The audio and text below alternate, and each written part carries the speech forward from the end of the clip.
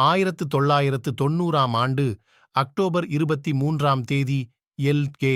அத்வானி அயோத்திக்கு ரத யாத்திரை மேற்கொள்வதைத் தடுக்க பீகார் காவல்துறை அவரை பாட்னா அரசு விருந்தினர் மாளிகையில் தடுத்து வைத்தது.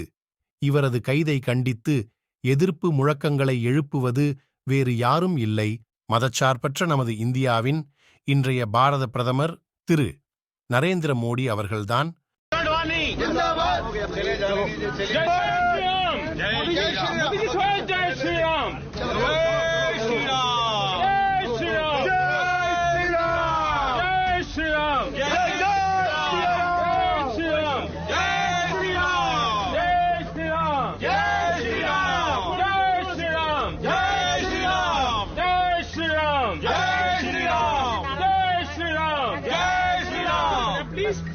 अडवाणी जी जिंदाबाद।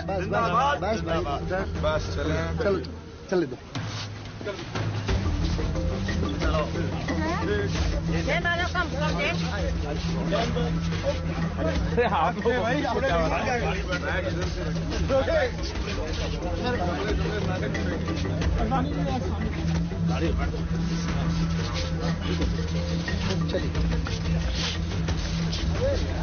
गाड़ी के पास भी ले लीजिए भैया।